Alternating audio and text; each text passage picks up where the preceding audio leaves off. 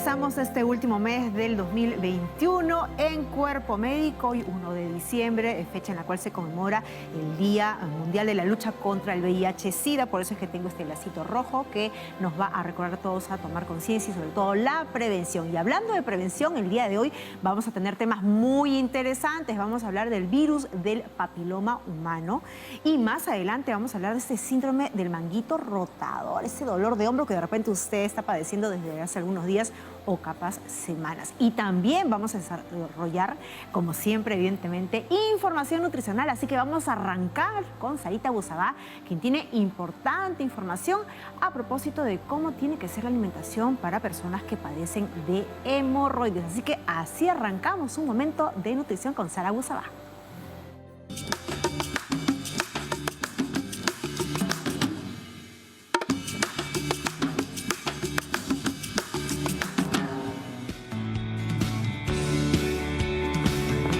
Hola amigos, muy buenas tardes. El día de hoy espero que estén con lápiz y papel en mano porque vamos a hablar sobre las hemorroides y el estreñimiento.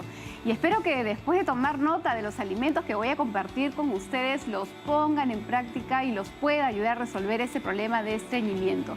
Porque las hemorroides es un problema que puede ser muy molestoso, puede generar problemas en la calidad de vida, puede sangrar, puede reventarse esa venita, y para explicarlo o entenderlo vamos a explicar una cosa muy pequeñita. De hecho, conocemos que todos tenemos en nuestro cuerpo arterias y tenemos también venas. Pero estas venas, por diferentes motivos, pueden empezar a inflamarse. De hecho, ustedes conocen que cuando estas se inflaman, por ejemplo, en nuestras piernas, se les llaman varices. Pero se pueden inflamar las venas de cualquier parte de nuestro organismo, y es así que, por ejemplo, en el caso del varón, cuando estas se inflaman en los testículos se llama varicocele, mientras que si se inflama en el recto, tanto para hombres como para mujeres, estamos hablando de una hemorroides.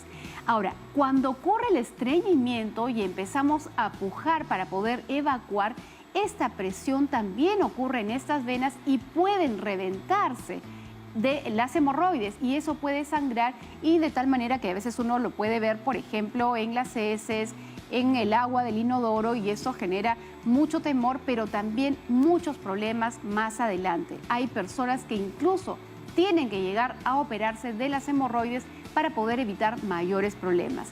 Así que una de las cosas que tenemos que hacer para que esa hemorroides no se complique más es justamente evitar el estreñimiento. Ahora, siempre hemos hablado en el programa que para evitar el estreñimiento es muy importante tener fibra en la dieta, generalmente a base de ensaladas, frutas con cáscara e hidratarse bien.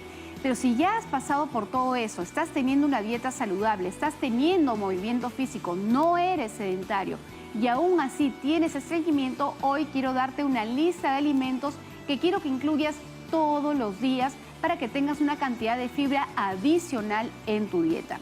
Lo primero es que en tu ensalada, además de los otros vegetales, asegures tener una taza de hojas de color verde, de preferencia oscuro. Puede ser lechuga, puede ser espinaca, puede ser acelgas, puede ser arúgula, puede ser incluso berros. Pero trata de que sean, mejor aún si son crudas, pero podrían ser también cocidas. Que sea una taza, no menos de eso. Incluye también en ese mismo día 2 cucharaditas de semillas de linaza, como la ven así acá, y ustedes pueden incluir esta linaza, por ejemplo, dentro de una cocción para hacer un emoliente y tomárselo, todo lo que les rinda esa preparación, o también pueden tenerlo dentro de alguna preparación como una ensalada de fruta. Eso sí, mastiquen bien esa linaza para que ustedes puedan aprovechar todos sus beneficios. Pero para que lo aprovechen más todavía, pueden presentarlo así: 2 cucharaditas de harina de linaza o linaza molida. Recuerden bien que la linaza tiene que tostarse antes de consumir. Esta linaza tiene buena cantidad de fibra, no solamente la insoluble, que ayuda a prevenir el estreñimiento, sino también la soluble, que ayuda a arrastrar grasas. ¿Qué más tienen que incluir en ese mismo día? Una taza de menestra o de carbohidrato rico en fibra. Las menestras por excelencia son las que más fibra contienen. Así que puedes incluir una taza de lenteja, podría ser garbanzos, podría ser también otro grano entero como la quinoa o el trigo graneado entero, que también tiene bastante fibra. Entonces, ya sabes, vamos avanzando que la ensaladita con una taza de hojas verdes, ya tienes tu linaza que la puedes hacer en la bebida o ponerla dentro de tu ensalada misma, y también tu carbohidrato, que es, por ejemplo, parte de tu almuerzo que sea alto en fibra. El arroz es un cereal, el arroz integral tiene fibra, pero no tiene la misma cantidad que tienen las menestras o los granos. Por tanto, una taza de grano es la guarnición que vas a elegir. Ahora, la beterraga es un vegetal que tiene la propiedad de tener un efecto laxante natural. De hecho, puede ser parte de tu ensalada también, pero podría ser también perfectamente un snack de media mañana o de media tarde. Esta beterraga, como les digo, tiene un efecto laxante y va a ayudar a prevenir el estreñimiento. Otro de los alimentos que pueden ser parte de tu snack, que lo puedes consumir incluso en el desayuno o a media mañana o a media tarde, son los guindones. Y ustedes se van a dar cuenta que el guindón, que obviamente proviene del fruto de la ciruela, ya se ha deshidratado y está bastante concentrado en fibra, no solamente de la piel, sino también al interior tiene bastante fibra y además tiene un componente particular que tiene un efecto laxante natural.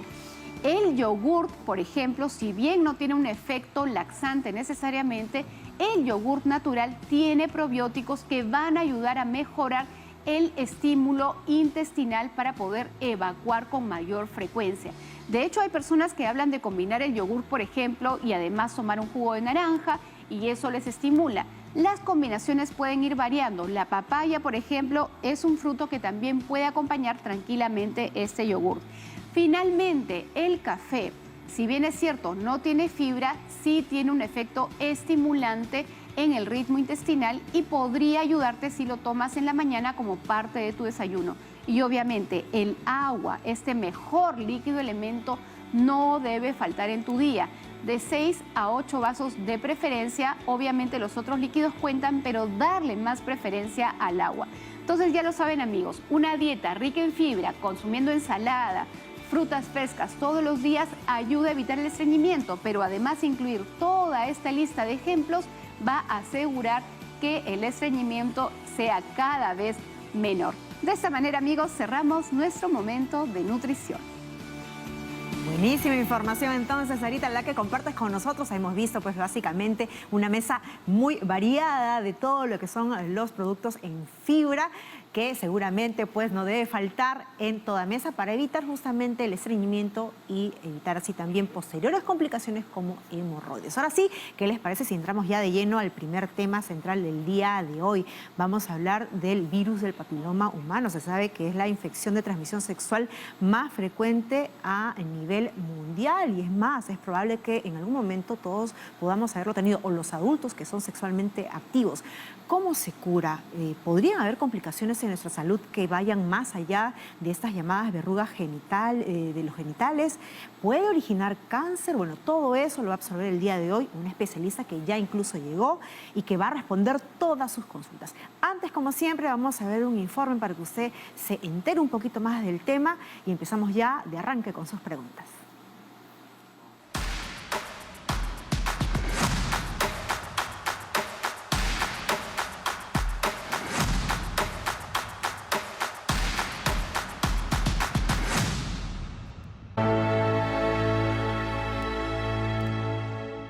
El MINSA indica que el cáncer de cuello uterino representa la segunda causa de muerte en nuestro país y la primera causa de muerte en las mujeres. Por eso, desde el año 2011, el país introdujo la vacuna contra el virus del papiloma humano, el VPH.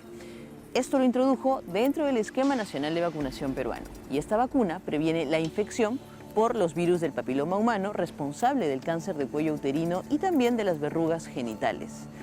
Ahora, para este año, en el 2021, se ha planificado vacunar a las niñas entre los 9 y 13 años de edad que están cursando el 5º grado de educación primaria. Por esta razón, el Ministerio de Salud está enfocando todas sus estrategias hacia los docentes, padres y familias, y también hacia las niñas de 5º grado de primaria, con la finalidad de sensibilizar sobre la importancia de la vacunación contra el virus del papiloma humano.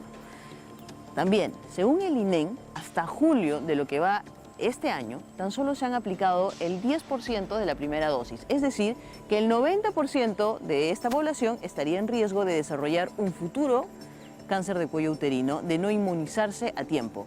Y hay que tener en cuenta que son 3 dosis las que se aplican. La segunda dosis debe ser aplicada 2 meses después de la primera y la tercera dosis a los 4 meses de haberse aplicado la segunda. De igual manera, los Centros para el Control y la Prevención de Enfermedades recomiendan la vacuna tanto para las niñas como para los niños de 11 y 12 años de edad y puede administrarse a partir de los 9 años. Lo ideal es que las niñas y los niños reciban esta vacuna antes de que tengan algún tipo de contacto sexual y estén expuestos al virus del papiloma humano. Según las investigaciones, la administración de esta vacuna a una edad temprana no está en lo absoluto vinculada a un inicio precoz de la actividad sexual. Finalmente, escuchemos lo que el especialista que tenemos en el set tiene para nosotros y no olvidemos que la prevención trae consigo salud. Gracias.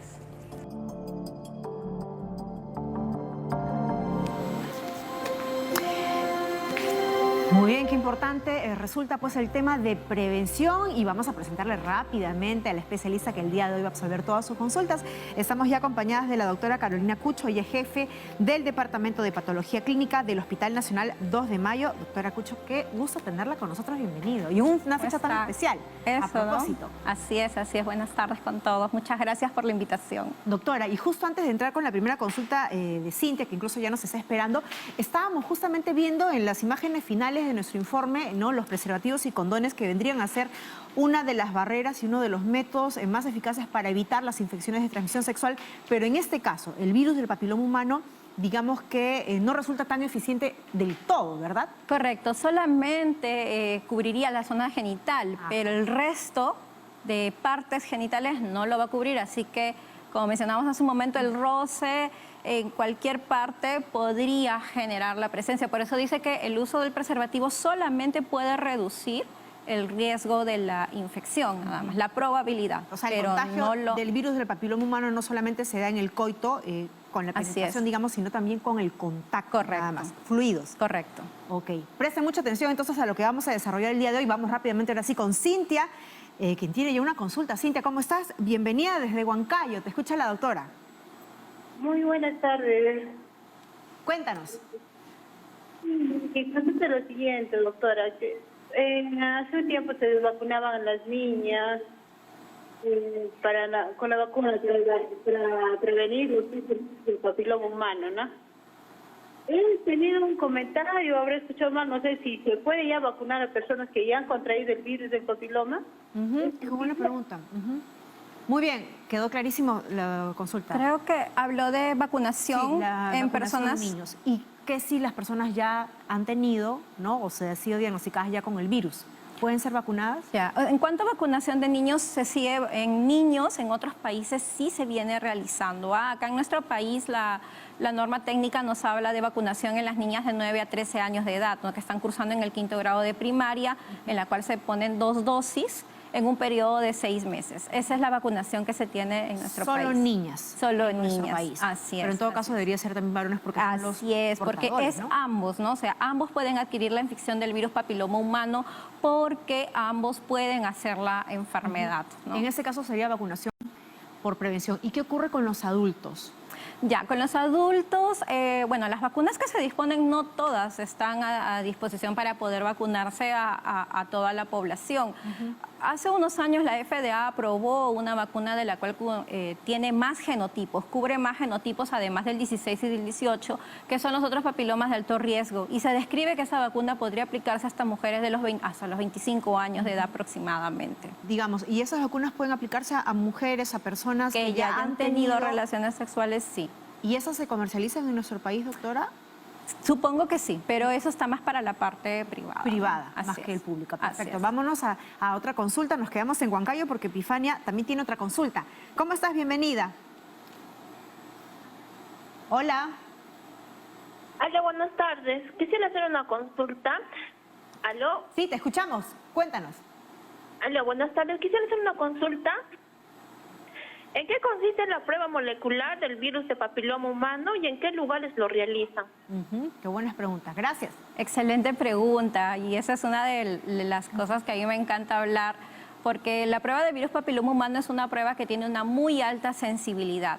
En nuestro país las primeras pruebas que se vinieron haciendo son las pruebas de Papa Nicolau.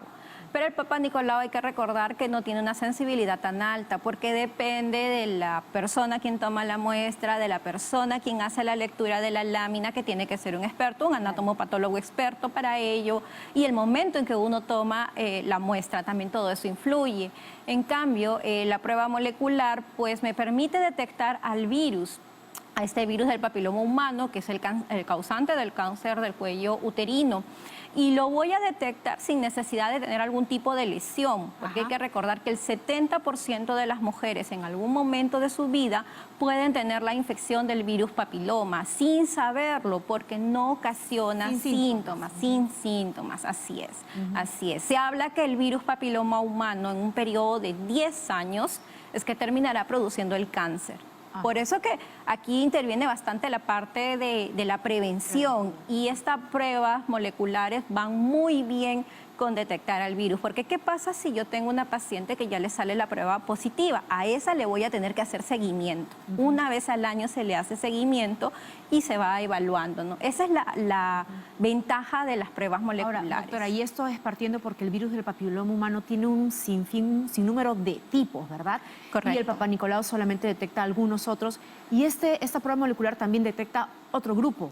Correcto. Las pruebas moleculares, sobre todo, están diseñadas para detectar 14 genotipos del virus papiloma humano, que son los de alto riesgo, los que se han visto que están implicados con las neoplasias, ¿no? También hay otras metodologías, ¿no? Exacto, que nos permiten detectar a los papilomas humanos de bajo riesgo, que son las verrugas, los famosos condilomas, ¿no? El 6 y el 11, por ejemplo, que se pueden detectar también. Perfecto, muy bien. Vamos ahora a otra consulta, nos vamos hasta Lurín. Giovanni, gracias por llamarte. Escucha a la doctora. Hola. ¿Aló? ¿Cómo estás? Te escuchamos. Ya, la pregunta es, ¿qué tratamiento se sigue después de haber adquirido el virus del papiloma humano y cuánto tiempo demora las personas en ya dejar de tener ese virus en el cuerpo? Si se cura o no se cura también, pues, ¿no? Así Muchas es. gracias, Giovanni.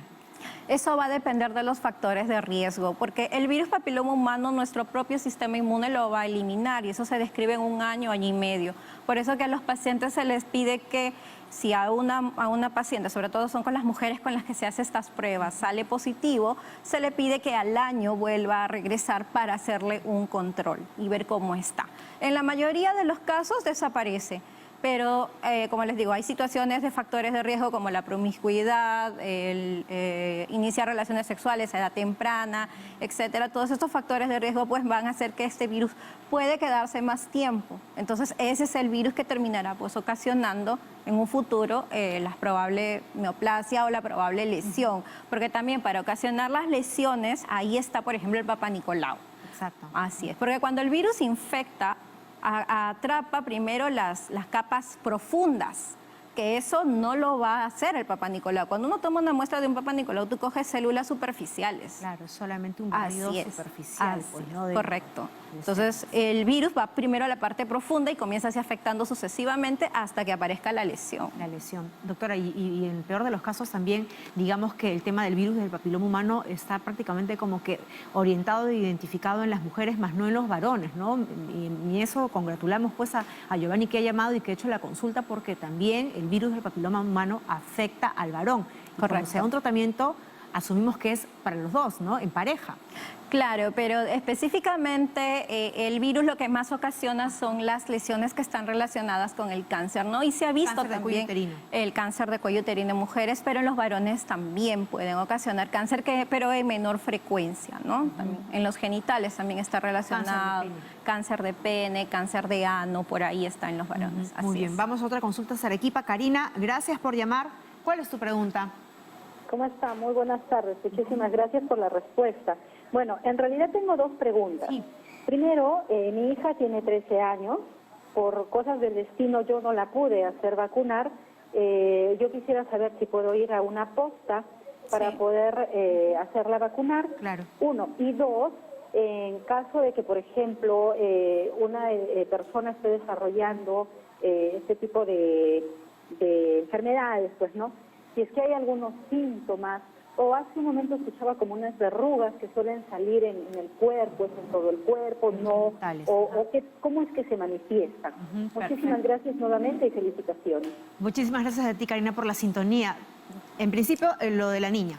Lo de la niña sí, todavía se puede vacunar, está en la edad. O sea, no hay restricciones para poner la vacuna. O sea, es mucho mejor que ¿A partir de esté qué edad? vacunada. 9 años. 9 años. 9 años, ¿no? Pues según las normas en nuestro país, una niña que está cursando el 5º grado de primaria es la que puede acceder. Así es, gratuitamente, y además también hay que llenar un consentimiento informado que lo autorizan los padres, ¿no?, para la vacunación de la niña. Entonces, a partir de los 9 años para arriba. Para arriba. Lo que dice es 9 a 13 años. Justo ella está en la edad en la cual se puede aplicar, ¿no? Muy bien. Doctora, y en relación al tema de los síntomas, ahora, sabemos que si es que hay relaciones sexuales y hay un sangrado, eso es un síntoma de alerta, ¿verdad? No está relacionado exactamente con papiloma, porque el papiloma de por sí no ocasiona síntomas. Más bien lo que uno va a ver ya son lesiones. Claro, pero son esas las lesiones, lesiones. ¿podría decirme que es cáncer de cuello uterino? No, porque ¿No? para llegar a cáncer hay estadios. Ajá, y eso perfecto. va a depender en qué tipo de tejido va a comenzar a afectar, ¿no? Entonces, a partir de eso. Y entonces, eso ya ¿qué síntomas hay de tener el virus del papiloma humano? Generalmente ya los síntomas aparecen cuando ya hay una probable neoplasia. Y ahí está el sangrado vaginal, por ejemplo, ¿no? Ese es en el más letal, ¿no? Digamos, el más Exacto. dañino. Y en los otros tipos de virus, como las verrugas. Las verrugas, exacto. Estas pueden aparecer, entonces, y van creciendo, ¿no? Pero no ocasionan ningún dolor, sino que el problema es más estético, ¿no? O sea, a nadie le va a gustar tener en su piel una verruga, entonces uno tiene que ir con el médico para hacerse la cauterización, ¿no? Que ese es el procedimiento. Y eso que sí se tiene un realiza. tratamiento. Eso sí tiene un tratamiento. Vamos rápidamente con Sonia, que también tiene una pregunta. Sonia, Sí, buenas tardes. cuéntanos. Sí, quisiera saber si me puedo vacunar. Tengo 25 años y quisiera saber cuáles son los síntomas de mi papiloma humano. Ajá. Tienes 25 años. Eres Sí. activa sexualmente, ¿verdad? Sí, Sí, perfecto. Una mujer de 25 años se puede vacunar si ya tiene actividad sexual. Sí se podría vacunar, pero por ejemplo no con las vacunas que tenemos en el Ministerio de Estado, Salud. En el ¿no? Estado no. Digamos que por el ámbito privado sí podría Por el ser ámbito prevención. privado sí. Y en esos casos ella tendría que sacarse un examen, un test de diagnóstico si es que tiene o no tiene el virus del papiloma humano. Probablemente sí. Sí, o sea, tendría que pasar primero por una consulta con el ginecólogo para hacer una evaluación y de acuerdo a eso se procede a hacer la Y vacunación. puede ser que uno tenga el virus del papiloma humano, no tenga síntomas porque no ha bajado pues su sistema inmunitario y está viviendo con ese virus Sí. alojadito y se vacune aún así. Para eso hay que hacerse la prueba primero. Para eso hay que hacerse la Hay que hacerse la prueba. Perfecto. Vamos con otra consulta a través del WhatsApp. Vamos a verlo en pantalla rapidísimo. Carolina Gutiérrez le pregunta, si mi pareja usa preservativo siempre, ¿estoy libre de contagiarme el virus del papiloma humano? Justo No. lo conversamos, doctora. Que quede bien claro entonces. Que quede claro, no es 100% que lo podamos prevenir. Desgraciadamente, la única manera de evitar de tener el virus papiloma humano es no tener relaciones sexuales. Eso es lo que dicen. Por eso ¿ok? es que retrasar la fecha de inicio de actividad sexual siempre va a ser una mejor prevención para las niñas. Así es, ¿no? Y sobre todo la fidelidad de la pareja también, ¿no? Entonces, Parejas eso monógamas también. sexualmente. Eso, ¿no? así Y es. mutuamente, que sea mutuo, porque de nada Correcto. me sirve a mí ser fiel, tener una sola pareja y que el otro, Así vaya es. Dios, no sabrá qué está haciendo. Perfecto, vamos con otra consultita. Giovanna, gracias por llamar. Muy buenas tardes. Muy Cuéntanos. buenas tardes, doctora. Mire, mi caso es el siguiente. Tengo a mi hermana, ella tiene 40 años actualmente. A los 38 años, a ella le detectan una herida en el cuello del útero. Ya. Le realizan una evaluación que se llama colposcopía. Colposcopía. Sí, y le indican que sí hay una heridita y solamente le dieron pastillas. Y a mi pregunta es, ¿esto tiene que ver con lo que es el papiloma? ¿O podría ocasionar esto cáncer? ¿Y qué otro examen de repente se podría realizar? Porque actualmente ella ya no, por eso de la pandemia, ya no ha podido ir nuevamente a otras consultas. Una heridita, dices, Giovanna, ¿no? Pero no recuerdas el diagnóstico. Que haya podido No, ser. solamente le dijeron que había una herida y que le tenían que cauterizar. Cauterizar. Muy bien. Vamos a ver qué orientación en todo caso te da la doctora, porque lo ideal sería, evidentemente, no tener la historia clínica y conocer qué es. Pues, ¿no? Claro que sí. De todas maneras, si queremos saber la etiología, hay que realizar una prueba molecular primero. Ajá. Se tendría que realizar primero una prueba molecular del virus papiloma humano para ver cuál es el origen de esa lesión que tiene, ¿no? Por otro lado, también se hace Papa Nicolau. Cuando hay una lesión, también se toma muestra para hacer un Papa Nicolau, porque ya el Papa Nicolau me describe que hay lesiones y con las células yo más o menos podemos nosotros identificar, ¿no? Que eso ya lo hace el anatomopatólogo. Claro. Ya puede definir si hay alguna lesión de bajo grado o una lesión de alto grado. Entonces, y la colposcopía lo que se hace es observar la lesión y tomar una biopsia. Eso es lo que se hace, pero lo correcto que debió haber sido es primero una prueba molecular. Si la prueba molecular resulta positiva, hay que hacer una colposcopía y con la colposcopía ver lesiones. Si hay lesiones, ok, tomamos una biopsia y esa biopsia se lleva para estudio para definir qué cosa es lo que tiene, ¿no? Doctora, y para que quede bien claro, yo, mujer sexualmente activa, ya mayor, ¿qué exámenes me debo de someter para saber si es que yo tengo el virus del papiloma humano? No solo es el Papa Nicolau, ¿verdad? Correcto, correcto. A partir de los 30 años, la mujer ya se puede realizar la prueba molecular del virus papiloma humano. Ajá. Antes de eso, la prueba que se tiene que realizar es la prueba de Papa Nicolau. Ahora, y muchos preguntarán, pero si ya yo soy una mujer sexualmente activa a partir de los 20 años, ¿por qué no me puedo hacer una prueba molecular? Porque se ha visto que en los grupos menores de 30 años, las pruebas moleculares resultan siendo más positivas. Entonces, por la cantidad de actividad sexual. Exacto, por la cantidad de actividad sexual, entonces no se aconseja, solamente se aconseja Papa Nicolau porque la idea es buscar si hay alguna lesión o no y manejarlo. Entonces, a partir de los 30 años se tiene que hacer una prueba molecular. Si la prueba molecular resulta negativa, hay guías que nos dicen de 3 a 5 años la mujer no necesita hacerse algún control. O sea, es bastante tiempo, ¿no? O sea, 3 a 5 años. Y si resulta siendo positiva, hay que hacerle controles una vez al año con molecular y sí, dependiendo también del tipo de virus papiloma también. Incluso ahora tengo entendido que también hay pruebas rápidas, ¿no? Que uno, como son test que uno se puede someter en su casa, que también tienen reactivos químicos. Sí, correcto. Esa es la otra parte interesante, lo que son las autotomas, que uno mismo se puede tomar la muestra, porque a veces tienen el miedo que le toman la muestra el ginecólogo. Acá todavía tenemos un poquito, todavía, ¿no? Sí, correcto, correcto. Y esa es una alternativa que incluso se vende también en el ámbito privado. ¿Qué le parece si nos vamos ya a una última consulta hasta Huacho, Margot? Gracias por esperarnos. Te escucha la doctora. Sí, buenas tardes. Disculpe. Bien, agradecer por la respuesta. Mi consulta es... ¿qué tan importante es vacunarse? Porque dice que a partir de los 10 años se deben vacunar de esto del papiloma, ¿no? Los niños o los adolescentes.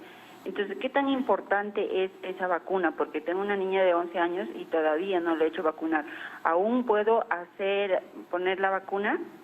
Perfecto, que quede claro ahí entonces. Claro que sí, tiene que vacunarla, ¿no? O sea, y es muy importante la vacunación porque de todas maneras con la vacuna reducimos el riesgo de cáncer de cuello uterino, pero eso no significa que ya yo me voy a evitar hacer las pruebas más adelante.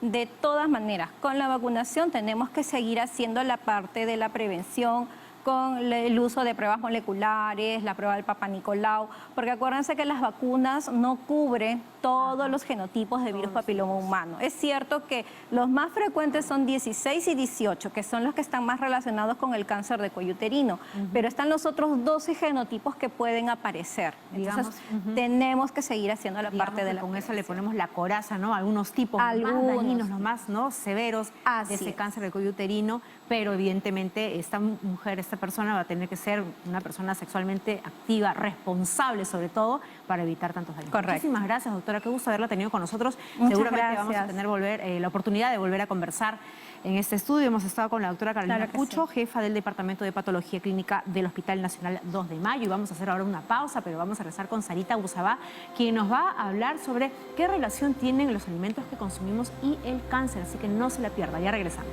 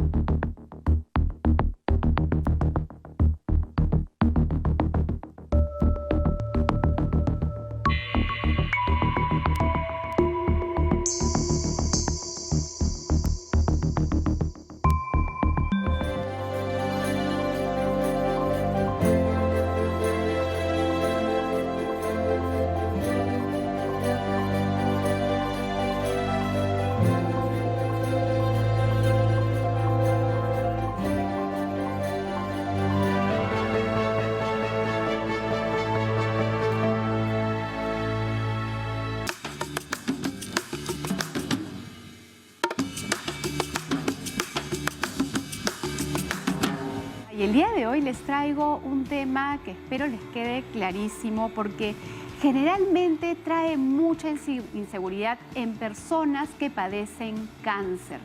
Cuando a alguien le habla de esa enfermedad o cree tener o está efectivamente diagnosticada con cáncer, los alimentos se vuelven como el meollo del asunto, ¿no? Uno empieza a buscar aquellos alimentos que me van a curar o me van a ayudar, o aquellos alimentos que de pronto pueden perjudicar mi salud y más bien alimentar a ese cáncer.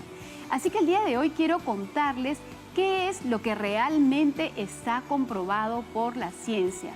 Nosotros en nutrición nos basamos en la evidencia científica sólida para poder dar las recomendaciones.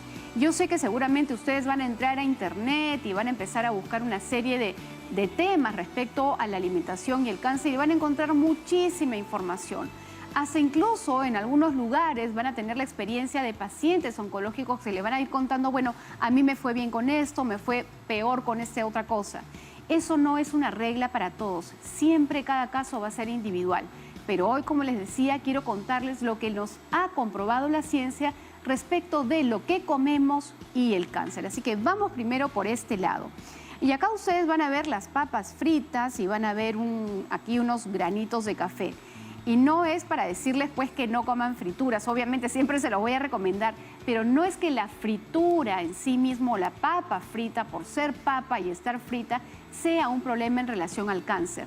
Lo que se ha estudiado es que frente a cocciones de altas temperaturas, como por ejemplo en el caso de las frituras o en procesos de tostado que ocurre no solamente en los granos de café, sino también por ejemplo en el pan, se empiezan a formar unas sustancias que se llaman acrilamidas. Y las acrilamidas, cuando se consumen en exceso, se han estudiado, pero en ratones. Todavía no en adultos, sino más bien en ratones. Y sí se ha visto que en el caso de los ratones, una exposición alta a acrilamidas podría ser un factor de riesgo para cáncer.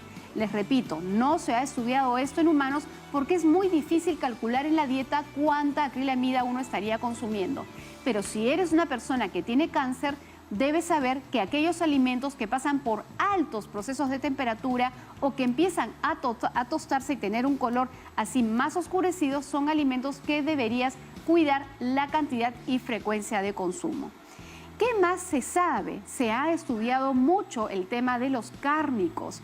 Y se ha visto y se ha definido ya, por ejemplo, que las carnes procesadas, como los embutidos, cuando se consume en exceso, causa cáncer. Es decir, se ha encontrado una asociación directa.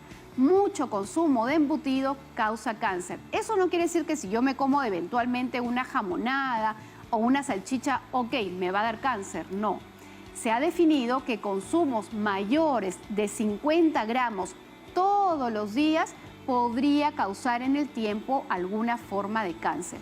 Ahora, no solamente los embutidos se consideran carnes procesadas. La carne de hamburguesa, no la que tú compras en el mercado, la mueles y la preparas saludablemente en tu casa, sino aquella carne procesada que además tiene una serie de aditivos alimentarios y que en la forma de preparar, digamos, está muchas veces a altas temperaturas, como la fritura, se considera también carne procesada y entra dentro de este grupo. Así que si eres una persona que está acostumbrada a comer en esos lugares de comida rápida con mucha frecuencia y es calculando tienes más de 50 gramos de esa carne procesada todos los días en el promedio de tu semana, entonces empieza a cambiar ese hábito. A diferencia de las carnes rojas, como por ejemplo el bistec que tengo acá. El bistec no se considera una carne procesada ni, por ejemplo, cualquier corte de carne roja que tú compres en tu mercado y que lo prepares en tu guiso o en cualquier preparación.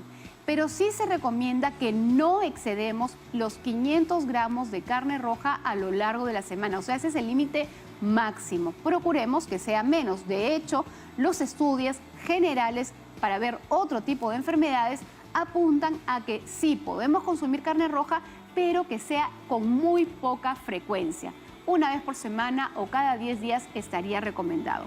Ahora, ¿qué sabemos de las bebidas con alcohol? Como por ejemplo la cerveza, el vino, los destilados en general. Estos sí tienen una asociación para considerarse factor de riesgo a cáncer. De hecho, no se ha encontrado un consumo mínimo de alcohol que sea inocuo para la salud. No me refiero necesariamente al cáncer, sino lo que quiero decir con esto es que cualquier dosis de bebida con alcohol que consumas tiene un efecto negativo a tu salud cardiovascular, a tu salud mental y a otros factores de tu salud, como por ejemplo el hígado. Pero en relación al cáncer se considera un factor de riesgo. Ahora, ¿qué sabemos también de las frutas y verduras? Sabemos que estas están cargadas de antioxidantes y los antioxidantes tienen un efecto protector, preventivo a enfermedades crónicas degenerativas, entre ellas el cáncer.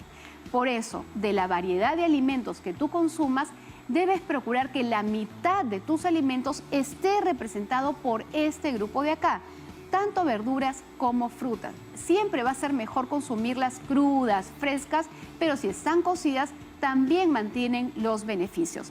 Así que amigos, no nos dejemos engañar, no nos agarremos de los mitos, vayamos siempre a la información que está comprobada como la que el día de hoy les hemos presentado aquí en este momento de nutrición.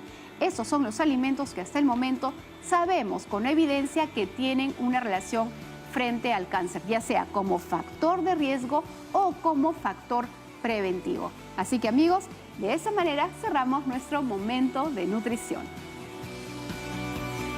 Muchísimas gracias, Sarita. Nos ha quedado clarísimo entonces la alimentación siempre balanceada, ¿no? De todos los grupos de alimentos que existen para poder consumirlos y tener siempre una alimentación saludable. Muchísimas gracias a Sarita Abusabá.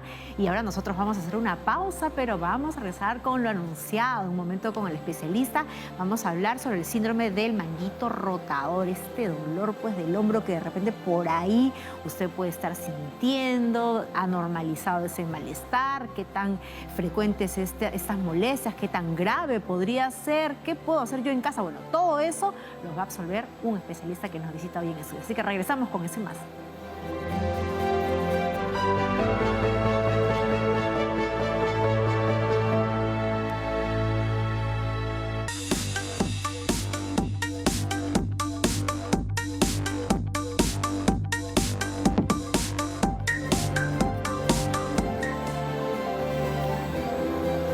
Muy bien, momento de presentar pues un momento con el especialista y vamos a tocar un tema que usted ha solicitado con bastante frecuencia que por favor toquemos porque al parecer es una dolencia que se presenta con mucha frecuencia, pero eso mejor se lo vamos a preguntar al especialista que el día de hoy nos visite. Estamos acompañados del doctor Edson Serrano del Carpio. Bueno, usted ya lo conoce, él es traumatólogo ortopedista, director médico de Neomédica y ya nos ha visitado incluso en anteriores oportunidades porque siempre es interesantísimo hablar y aprender de usted, doctor. ¿Cómo está? Bienvenido. Muchas gracias, Jennifer, por la invitación. Y sí, me dijeron que vamos a hablar del manguito rotador. ¿Qué tan frecuente es, doctor? Porque nos han estado pidiendo muchísimo que toquemos este tema. Muy frecuente. Te diría que es uno de los motivos de consulta más frecuentes en nuestra práctica diaria. Te diría que más del 50% de las personas de los mayores de 60 años tiene un problema con el manguito rotador. Pero primero, digamos, ¿dónde está ese bendito manguito rotador? Porque todo el mundo dice... El manguito rotador es un conjunto de tendones que nos permite mover el hombro en diferentes direcciones. Son 4 tendones que envuelven a la cabeza del húmero y nos permite mover el hombro para adelante, para el costado, rotar internamente, rotar externamente. O sea, son 4 tendones que permiten mover el hombro. O sea, es como si fuesen unas manitos que cogen Exacto. En realidad son músculos, pero cuando terminan y se unen al hueso, terminan en tendones. Y esos tendones, por el paso de los años, se van degenerando y esa degeneración puede producir diferentes tipos de lesiones que vamos a hablar de ahora. El espectro de lesiones es muy amplia. Puede ser desde una inflamación, que es una tendinitis, y cuando esta tendinitis pasa más de 3 semanas, ya el tendón se degenera, es decir, como que pierde su vitalidad y se llama tendinosis o degeneración del tendón. Y esta tendinosis produce que el tendón se debilite y a las finales va a ocasionar desgarros parciales y que puede llevar incluso a desgarros completos de cada uno de esos, romperse completamente el tendón. Y eso imaginamos, ¿no? Debe ser un cuadro mucho más complicado. Doctor, ¿qué le parece si vamos ya respondiendo consultas? Tenemos a Víctor Hugo, nos llama desde Cajamarca. Víctor Hugo, gracias por llamar, te escucha el doctor. Buenas, doctor, buenas tardes. Estoy en Cajabamba, Cajamarca. Bienvenido, cuéntanos. ¿Cuántos años tiene Víctor Hugo? doctor, yo soy estilista y estoy viendo su programa que es muy bueno, de cuerpo médico, y bueno, mi consulta es de que a veces tengo unos dolores en la parte del hombro y después tengo hinchazón en el hombro izquierdo. ¿Cuántos años tienes? Lleva, doctor. Será por lo que trabajo yo pintando el cabello, alisando el cabello, un mal movimiento. ¿Qué edad tienes, Víctor Hugo? Yo tengo 65. 65. Dices Ya. que por el peinar... Perfecto. 55. Eso nos da a la pregunta de Víctor Hugo o la consulta de Víctor Hugo nos da pie a dar otro tema, ¿no? Es más frecuente esta patología en mayores de 60 años. Por un problema degenerativo, es decir, las actividades que nos llevan por encima del hombro hacen que los tendones del manguito se vayan degenerando progresivamente. Sin embargo, también se puede dar en personas jóvenes que han sufrido traumatismos agudos. A Víctor Hugo, ¿qué le podemos decir? Tiene que buscar un médico, un ortopedista, que le examine y probablemente le va a pedir unos estudios auxiliares. Los estudios más frecuentemente o más efectivos para este problema es hacerle una ecografía y en el mejor de los casos una resonancia magnética. Sin embargo, también es importante mencionar a las personas que las ecografías en manos expertas tienen muy buena resolución y muy buenas imágenes como para poder decidir qué es lo que vamos a hacer con esos tendones. Doctor, y si yo amanecí con el dolor del hombro o de repente hice un mal movimiento o en el ejercicio esforcé el hombro y tengo ese malestar, ese dolor, así como vino el dolor, ¿se puede ir? ¿Cuándo es que yo tengo que visitar al especialista? Porque muchas veces uno piensa que se va el dolor con el tiempo. Claro, si es que ese dolor está relacionado con un mal movimiento, digamos, o con un esfuerzo, puede ser consecuencia del mismo. Claro. Y inicialmente pueden tomar antiinflamatorios, analgésicos durante 1 hasta 3 semanas. Se considera que con reposo, hielo, antiinflamatorios, y generalmente en el 80% de los casos, otro mensaje importante, que la mayoría de los pacientes que tienen problemas con el manguito rotador, aproximadamente el 80% se resuelve con tratamientos conservadores, es decir, terapia física y tratamientos no invasivos que van a mejorar el rango articular, la movilidad del hombro, también van a mejorar el dolor, van a disminuir el dolor y la fuerza muscular. Y en algunos casos hay algunas terapias que son ya un poquito más especializadas, que se llaman ondas de choque, y estas ondas de choque ayudan a mejorar la calidad del tendón que está degenerado. Claro, y en el caso de que sea ya algo crónico, algo mucho más grave, que de la rotura, ¿no?, de los tendones, eso implica ya cirugía, imaginamos. Claro. Cuando las rupturas, estamos frente a un escenario de un desgarro del manguito rotador, se tiene que evaluar si esa ruptura es parcial o total y cuántos tendones de los 4 tendones que se han roto. El tendón que más frecuentemente se lesiona es el que está adelante y arriba, que nos permite levantar el brazo en este sentido, se llama supraespinoso, y ese se lesiona en el 80% de los casos. Y el segundo que se lesiona con frecuencia es el que está adelante, cuando nos quedamos colgados de una posición, y es el subescapular el que está adelante. Entonces, cuando se rompen esos tendones, para que el tendón pueda regresar a su lugar de inserción, la única forma de poder realizarlo es con un tratamiento quirúrgico, y el gesto quirúrgico que se hace es tomar los tendones que están rotos y reinsertarlos en el lugar donde se encontraban inicialmente. Esto se logra con unos dispositivos que nosotros le llamamos anclas, que tienen unas suturas y llevamos el tendón a su lugar.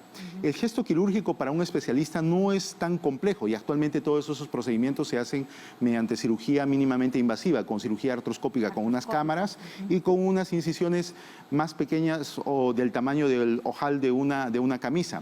Sin embargo, lo que generalmente falla es la calidad del tendón. Yo siempre les explico a los pacientes y les digo, es como si quisiéramos coser una telita vieja. Esa telita nosotros tomamos el punto, la jalamos, pero cuando la jalamos esa tela no tiene la suficiente resistencia como para poder colocarla en el punto donde inicialmente se encontraba. Entonces, lo que tratamos de hacer inicialmente en estos pacientes es tratar de mejorar la calidad del tendón para que el riesgo de que se vuelva a romper el tendón después de realizar el tratamiento quirúrgico sea más bajo. Entonces, Y para eso, lo inicial es terapia física o tratamiento de onda de choque que mejora muchísimo la calidad del manguito rotador. Y allí la pregunta entonces cae de madura, ¿no? ¿Y cómo hacemos para mejorar el tendón? Pero eso me lo responde, ¿qué le parece en un ratito? Porque tenemos otra consulta, tenemos a Olivia que nos espera desde San Juan de Miraflores. ¿Olivia? Sí, buenas tardes. Hola, gracias por esperarnos. Sí, gracias a ustedes, gracias al doctor. Soy docente y emprendedora. Cada vez que me voy a dormir, se presenta un dolor terrible en el hombro. A veces ni puedo dormir boca abajo. ¿Podría tener el síndrome del manguito rotador? ¿Cuántos años tienes, Olivia? Voy a cumplir 60. ¿Y has identificado? Es solamente cuando duermes, nada más. Sí. Perfecto. Me gustan las preguntas porque nos da pie a explicar. Los síntomas más frecuentes del manguito rotador son el dolor a nivel del hombro, que se irradian hacia la parte anterior y hacia el costado del hombro. Y es mucho más frecuente que el dolor se presente en las noches, porque en las noches relajamos toda la musculatura de la escápula o de la cintura escapular, nosotros le llamamos, y al relajarse toda la musculatura y no hay mucho movimiento en los músculos del hombro y por eso que duele más en las noches. Entonces sí es probable que tengas un problema con el manguito, acude al especialista que tengas a la mano y probablemente te va a examinar, va a hacerte algunas pruebas y te va a pedir algunos estudios auxiliares para ver cuál es el diagnóstico, porque el tratamiento va a depender si es que tienes una tendinitis, si tienes una tendinosis, si tienes una ruptura parcial, si tienes un desgarro completo, y cada uno de esos escenarios tiene un tratamiento diferente. Incluso en algunas ocasiones nos presentamos a rupturas que son irreparables. Cuando ya las rupturas son irreparables y no podemos hacer esas suturas del manguito, hay unas prótesis que se llaman prótesis reversas que han mejorado muchísimo la calidad de vida de estos pacientes que se han roto completamente el manguito. El tratamiento depende del diagnóstico, qué tan avanzado esté, que puede ser un fármaco, fisioterapia, ¿no? Hasta en el peor de los casos cirugía y hasta prótesis. Eso me da pie a una cosita así rapidita. Puntual, porque tenemos otra consulta, doctor. Perfecto. Vamos con la consulta y luego nos retoma eso. Jocelyn desde Chorrillos. Jocelyn. Buenas tardes, doctor. Muchas gracias por atender mi Buenas tardes, Jocelyn. Cuéntanos tu edad. Mi edad es 45 años. Yo siento una debilidad en los brazos, ¿no? No puedo alzarlos por completo. Llegaré puesto en un ángulo de 90 grados aproximadamente, ¿no? Y eso lo noto yo cuando me peino o me plancho el cabello en las mañanas, ¿no? Cuando me peino o en los momentos que me he planchado el cabello, noto eso. Y como un ligero incómodo. ¿Cuál es la consulta, Jocelyn? Quisiera saber si ese es el síndrome del manguito rotador. ¿Qué podría ser? Muy bien, perfecto, doctor. Sí lo es, definitivamente. Tiene todos los síntomas. Y es importante mencionar que en las personas menores de 50 años preferimos realizar tratamientos quirúrgicos porque la demanda que tienen estos pacientes por el trabajo que realizan es mayor. Entonces, en estos pacientes de primera instancia les indicamos terapia física para poder mejorar la calidad del tendón y cuando se encuentren en condiciones les indicamos tratamiento quirúrgico para poder reinsertar el manguito que la mayor parte de las veces está desgarrado. Perfecto, doctor. Vamos a hacer una pausa y vamos a regresar ya con la parte final del programa y me gustaría que nos responda también si es que hay algo que podemos mejorar en nuestra alimentación justamente para fortalecer los tendones. Hacemos la pausa y regresamos.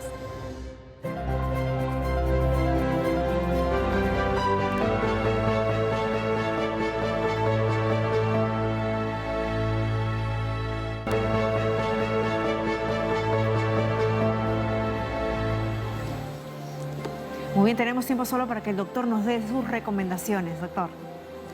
Bien, mencionarles de que las personas que tienen problemas con el manguito rotador, el 80% se puede resolver con tratamientos conservadores. ¿Qué quiere decir? Analgésicos, antiinflamatorios, terapia física, otros tratamientos un poquito más avanzados como son onda de choque en algunos casos y muy pocos pacientes llevan para cirugía. Los que van para cirugía generalmente se repara el manguito rotador y en los que son irreparables necesita algunos otros gestos quirúrgicos para poder mejorar la calidad de vida del paciente. En aquellos que son irreparables y que no tienen función, existen alternativas de tratamiento que son prótesis. Para poder prevenir este tipo de lesiones, básicamente es apenas sientan un dolor en el hombro que se está prolongando más de 2 o 3 semanas, acudan al especialista para que les pueda hacer un diagnóstico, determinar cuál es el problema, si es una tendinitis, tiene una tendinosis, tiene un desgarro parcial total, y de acuerdo a eso lo orientará y le dará el tratamiento más adecuado de acuerdo a cada caso. Y una alimentación saludable y balanceada como siempre. Definitivamente. ¿Verdad? Para evitar todo tipo de dolencias y males. Ahí Muchas gracias. Sarita es la que tiene la palabra. La voz cantante. Muy bien. Agradecemos pues al doctor Edson Serrano del Carpio, traumatólogo ortopedista, director médico de Oneomédica. Y yo les digo muchas gracias por su preferencia. Recuerda que mañana tenemos Cuerpo Médico. Vamos a hablar de la migraña, este dolor terrible en la cabeza. Si usted lo tiene, mañana aliste sus preguntas. Y también vamos a hablar de las especias como la canela. Cuídese, nos vemos.